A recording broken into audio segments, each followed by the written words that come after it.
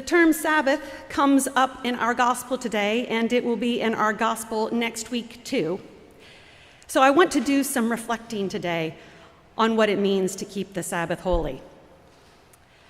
This is one of the 10 Commandments that doesn't seem to make much sense to us, it seems, as far as consequences in the world. We can understand the repercussions of adultery, and so it makes sense that there's a commandment that says, "Thou shalt not commit adultery." We understand the repercussions of theft, and so it makes sense that there's a commandment, "Thou shalt not steal." We can understand the consequences of lying, and so it makes sense that there's a commandment that says, "Thou shalt not bear false witness." We can conceive of the consequences of coveting, and so it makes sense that there is a commandment that says, "Thou shalt not covet." But Sabbath keeping? What are the consequences of not doing that? Perhaps we can reflect on what Sabbath means in our contemporary culture, and I will take us back to Exodus chapter 20, where the 10 Commandments are spelled out in detail. And here is the fifth one regarding the Sabbath. Remember the Sabbath day by keeping it holy. 6 days you shall labor and do all your work, but the seventh day is a Sabbath to the Lord your God.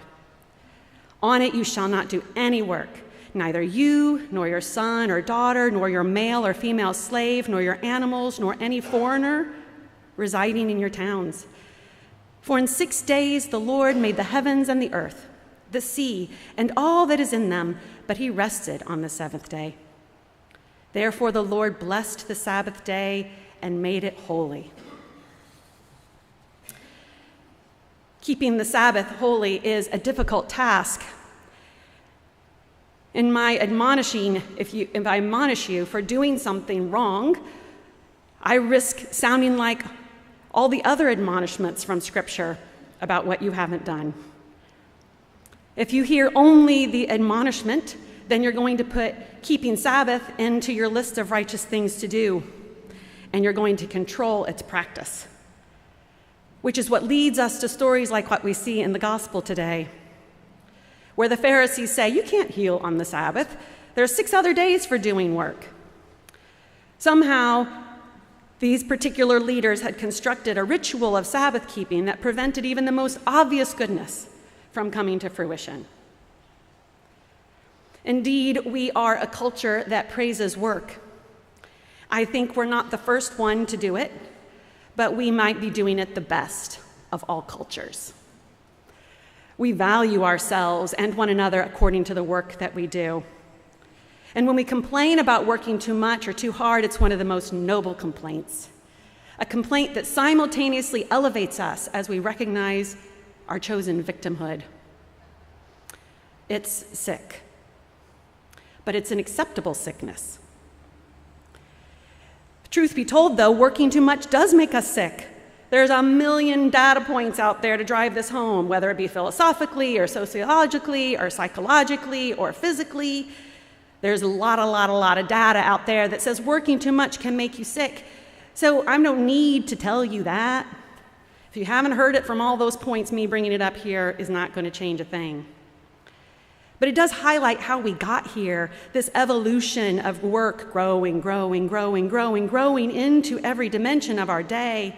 Slowly the boundaries slipping further and further into each minute and hour, crossing over even into Sunday some decades back. So what do we do about this rule, this commandment to keep the Sabbath holy? I like how Brian McLaren, in his book, Finding Our Way Again, highlights the particular wonder of this commandment. He says, Sabbath liberates the worker from the external tyranny of exploitation and the internal tyranny of workaholism. Sabbath liberates the worker from the external tyranny of exploitation and the internal tyranny of workaholism. So perhaps what I need to talk about today is your liberation. How can I preach to you your liberation? Do you believe me that it's even possible? Do you know yourself to be bound? Or do you just say, this is how it is? It's what the Hebrew people said in Egypt when they were slaves. This is how it is. And it is what we often say too. But we can be ruled by others. And we look to set boundaries in order that we aren't exploited and that we aren't addicted. So maybe I don't need to admonish you in this sermon. Maybe my goal in this sermon is to plead with you to see your addiction. I want to turn to alcoholism as we visit the word that McLaren chose of workaholism. In no way do I want to diminish alcoholism as a disease. In fact, I'm trying to do the exact opposite. I'm trying to highlight how workaholism is a disease. Here is the definition for alcoholism: a chronic disease characterized by uncontrolled drinking and preoccupation with alcohol. Alcoholism is the inability to control drinking due to both a physical and emotional dependence on alcohol. Symptoms include a strong need or urge to use alcohol. Those with alcohol use disorder may have problems controlling their drinking, continue to use alcohol even when it causes problems, or have withdrawal symptoms when they rapidly decrease or stop drinking. Fortunately, in our society, we have begun to notice this disease, and we've begun to recognize the work it takes to tear oneself from this addiction and to support people in that effort if they're willing to acknowledge it. We have 10 different AA groups that meet here over the course of the week, and often I see them as they gather before or after in the parking lot, continuing the conversation that began when they were in the same room. And it's wonderful to see people going through such efforts so that alcohol does not rule their lives. And I'm telling you, they're here at 7 a.m. for an hour, and Monday night, and other nights as well. And so when I think about workaholism, I think about it in this same way: a chronic disease characterized by uncontrolled working and preoccupation with work. Workaholism is the inability to control work due to both a physical and emotional dependence on work. Symptoms include a strong need or urge to work. Those with work use disorder may have problems controlling when they work. They might continue to work even when it causes problems, or they might have withdrawal symptoms when they rapidly decrease or stop working. If you let that sink in for a moment, you can see the hints of how that happens. Because you see, there is an inner demon that we feed with work, just as we subdue with alcohol. An inner demon that tells us that life is perilous. An inner demon that says we're vulnerable and insufficient. A demon that says what is valuable is insecure. This is what leads us to workaholism. In a reflection that I read earlier this week, the Reverend Dr. Jackie Lewis spoke about a particularly difficult time in her life. She wrote, "Once, mourning the toughness of 2020, a year marked with political upheaval, racial violence, the isolation and death from a pandemic, raging environmental fires, and the fire that took my sanctuary, I was feeling very low. And frankly, so weighed down with grief, I didn't really know how to move forward. I kept throwing myself into work, running fast to do something about the pain." Yes, pain, grief, perilousness, vulnerability, insufficiency, inefficiency, insecurity. These are the things that come around our edges and come into our beings, and we want to address them. And the world says, we have the perfect solution. Why don't you do some work? Check it off your list. Get that task done and feel good about yourself. I know there's something else maybe that you could take some delight in, but that'll wait. This is what people value. If I can further be honest, I want to say we teach this to our kids. It's a difficult addiction, one supported by society. Rabbi Abraham Joshua Heschel, in his book, The Sabbath, writes about, the Sabbath. It's a beautiful little book, maybe 60-some pages long, but he was a Jewish mystic and incredible leader, and if you see the rabbi beside Dr. King in some of the marches with the thick, dark-rimmed glasses and the big beard, that's Abraham Joshua Heschel. And this is what he says. The meaning of the Sabbath is to celebrate time rather than space. 6 days a week, we live under the tyranny of things of space. On the Sabbath, we try to become attuned to the holiness in time. It is a day on which we are called upon to share in what is eternal in time, to turn from the results of creation to the mystery of creation, from the word of creation to the creation of the world. You know what this feels like. You've had these moments, I know, where you've entered into the mystery of life and you have felt the holiness of time and you've recognized the expansiveness of that, how it holds you. Like deep water, you can float there. How does this work? You move through time and space like we do with water, but it is so strong that it can hold us. When we recognize the Sabbath, as Rabbi Heschel is calling us to do, it shapes us. This is what Isaiah is speaking about in our Old Testament passage today. Look what happens to you when you delight in the Sabbath. And he calls us out from trampling the Sabbath, from pursuing your own interests on my holy day, from measuring your time and your achievements. That's our own interests so frequently. But the prophet Isaiah, these ancient words say, if you call the Sabbath a delight and the holy day of the Lord honorable, if you honor it, not going your own ways, trying to make a mark or achievement in the world, not serving your own interests or pursuing your own affairs, checking it off the list, but instead honor it, you shall take delight in the Lord. And I will make you ride upon the heights of the earth. I will feed you with the heritage of your ancestor Jacob, for the mouth of the Lord has spoken. Oh, yes, to be fed, to have all of those anxieties that come in and encroach upon us, to be satisfied and refused by the goodness of God. Dan B. Allender, in his book Sabbath, takes up this word delight, and I found this a really refreshing read because I've had so much of a challenge in conveying the beauty of Sabbath keeping. But he does a beautiful job. He says, the Sabbath is a day of delight for humankind, animals, and the earth. See, the kitty has arrived at the window. That's our cat. You might remember 10 years ago, it might have been on my second or third Sunday here, one of the cats walked down the middle aisle and just plopped itself right down there because he loved an open door. And that kitty cat died this year. It was so sad. He had heart disease. This was our other cat, and we did not know she had this in her.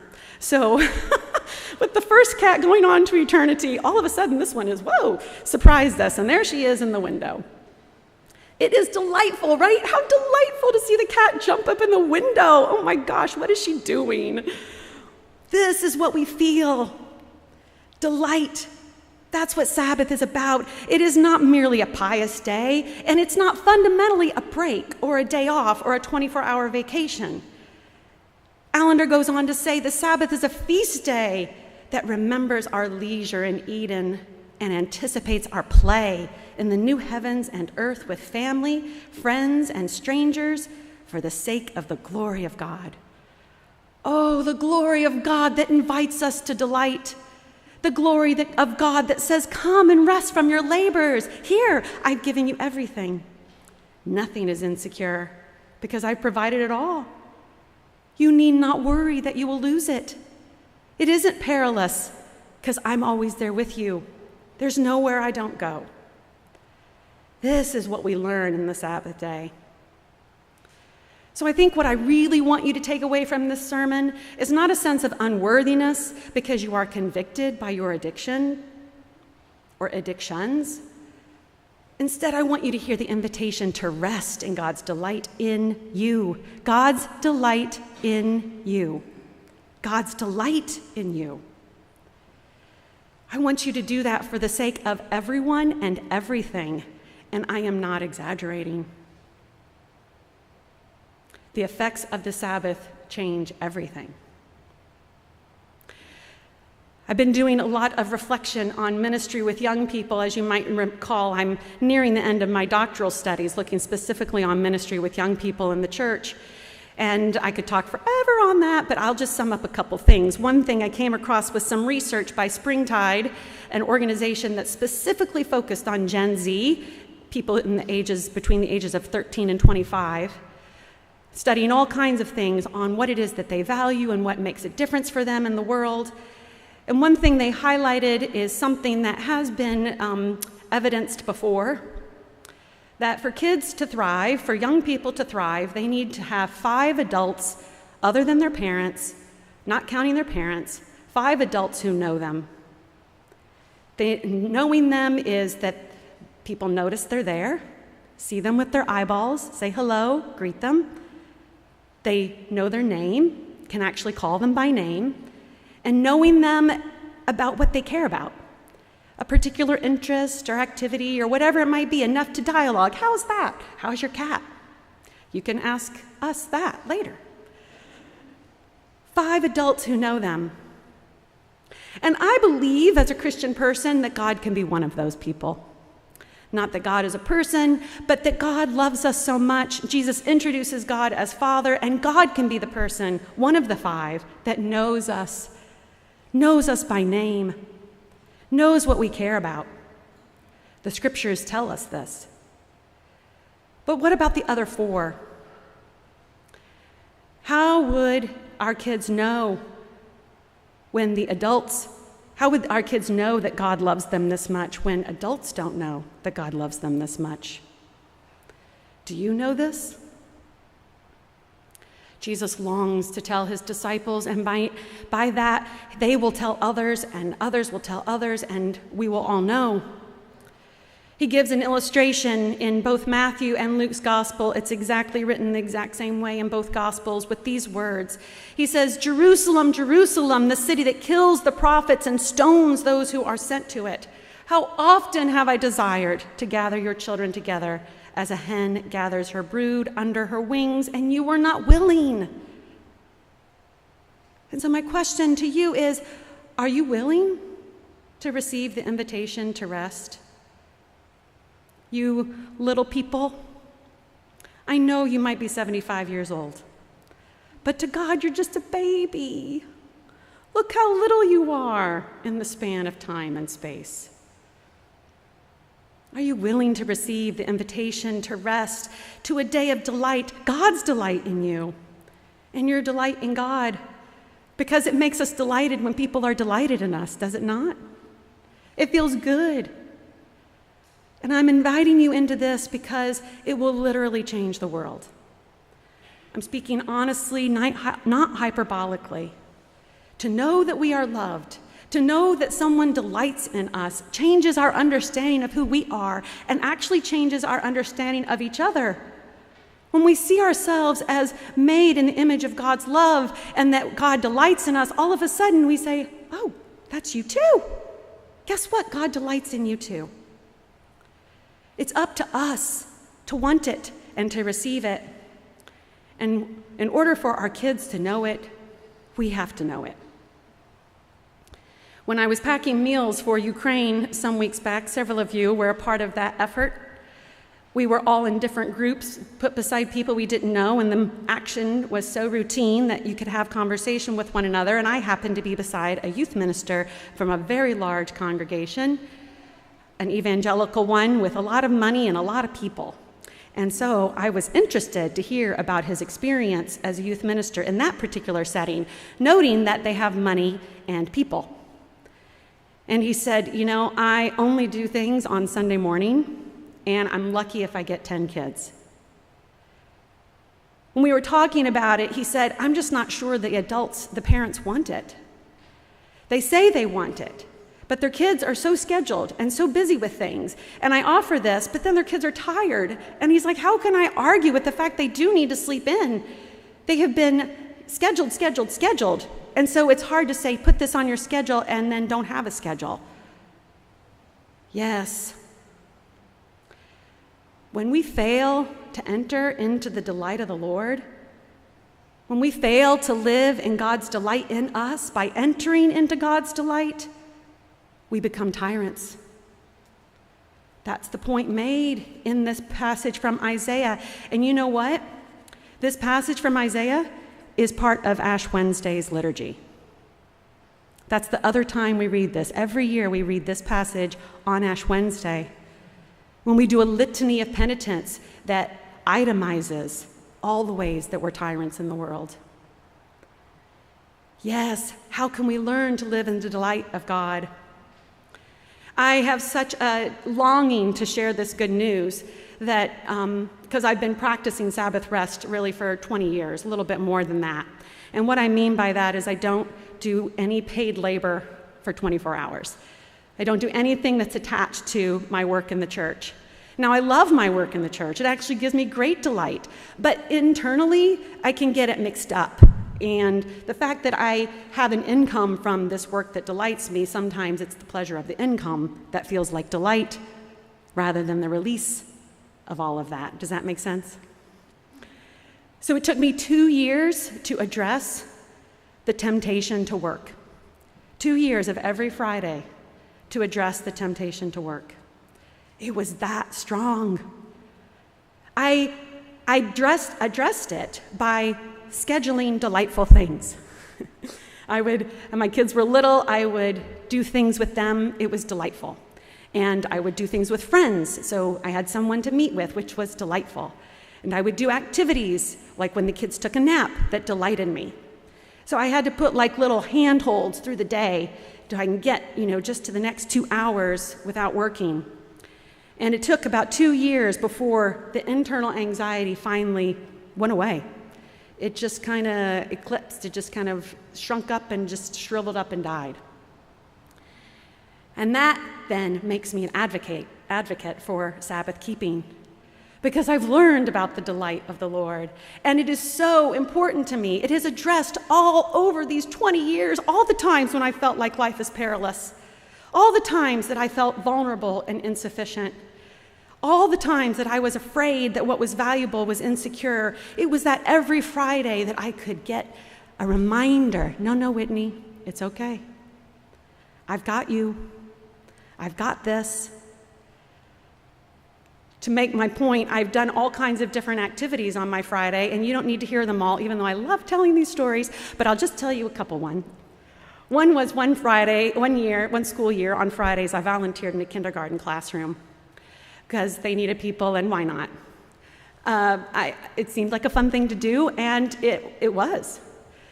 5-year-olds have a lot going on, and they require your attention, and I did have to play this one particular game a lot of times, which is a little bit boring, but the kids were so cute and wonderful.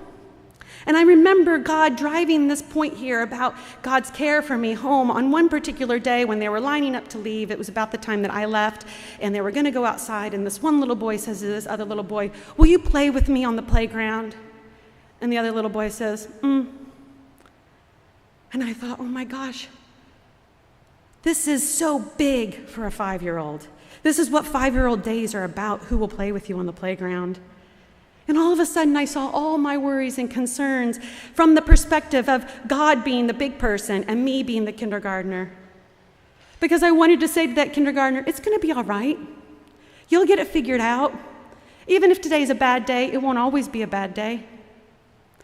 These are the things that have come about in my Friday. Last Friday, 2 days ago, I enjoyed my Sabbath day. Just as a nutshell, I got up, I texted my friend, I was up, usual time, texted her about 7:15. I said, hey, you got any time today to catch up? She and I don't live close to each other. She said, I'm free now. I said, perfect. Put on my walking shoes, got the dog on the leash. We talked for an hour and 40 minutes. Isn't that ridiculous? And wonderful to have that much time with your best friend. I can't do that on a work day. I got home and I freshened up, and then I went and got my nails done, which always feels like an indulgence, and I love it so much. And then after that, I got home and I decided to write a few thank you notes. Now, I don't like to write thank you notes, but I really like how people feel when they get thank you notes. So I actually have enjoyed writing thank you notes. Such is the transformation of the Sabbath. I also baked on Friday because I was going to see 2 of our kids. I baked a favorite family treat, and I came to learn that my kids thought I like baking. I don't like baking, but I love the delight of them eating it. They get so excited, and I knew they were going to say, "Oh my gosh, I love this." The youngest, after I picked her up from camp, I actually fed her one of the muffins. "Can you feed it to me?" "Yes, I can feed it to you." That's what I love. I picked up the youngest from camp, listened to the playlist that Spotify put together for me for August. Excellent choices. Listened to a favorite podcast, called my sister. No work phone calls in the car on Friday, even if the drive is almost 3 hours. Went to see my daughter at college, brought her those muffins. She was so thrilled. The whole reason I did it. Managed to finish my fiction, my pleasure reading. Got to catch up on camp, go out to eat, look at all the camp photos and things that were important, the dance routine, all of that stuff. Then got to finish knitting a little bit that night. Knitting I do delight in. I would do that if I was on a desert island. I would knit for the salamanders, even though they don't need them. I'd probably make thread out of palm fronds or something. I love knitting so much. It delights me. That was my Friday. Filled to the brim. I think I finally went to bed at 11:30 p.m. of all kinds of things that bring me delight. I speak of my Sabbath in a way that I said, you can remove my fingernails before I will give up my Sabbath practice.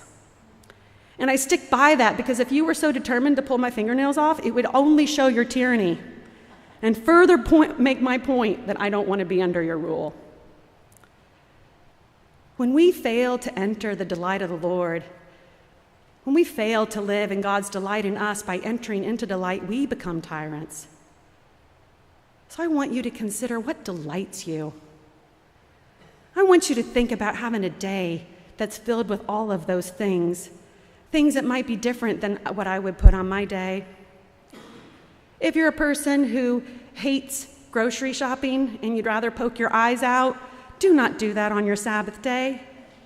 Squeeze it onto a work day, tag it on to the end of a grueling day, go during the work week, just get it done because somebody's got to do it. But if you're a person who loves going to the grocery store because of all the people you see, and you can't believe that this food has shown up fresh for you to just pick up and put in your bag, washed and screened for safety, and that there's technology that if you buy it and then they find out that it should be recalled because salmonella, you'll actually get a call, and you love to think about the meals you're going to make or what the possibilities are, or you find something on sale which opens up a whole new world for you. If that's how grocery shopping feels, go on your Sabbath day. Make a day where you enter into God's delight for the sake of all people. Because when you do this, you will see what God has invited us into. And you will then discover who you are. Not your work, but a child of God. And that will open up for you the reality that we're all children of God. Transforming all of the drudgery of this life into means of transformation. That's what we're invited to in keeping the Sabbath. So I'm going to conclude. I'm going to come down out of the pulpit. I'm going to give you a moment. Literally, I'll watch my second hand if it makes you feel better. To be in touch with what delights you. It's so important. I want you to get that feeling again. Oh, right, that. Oh, yes, that's the feeling. Because I hope that with God's reminding of you in this space, and it's going to be each unique, God already knows, that might empower you to expand on this gift of God, this invitation of God, for the sake of the glory of God. So let us take a moment in silence.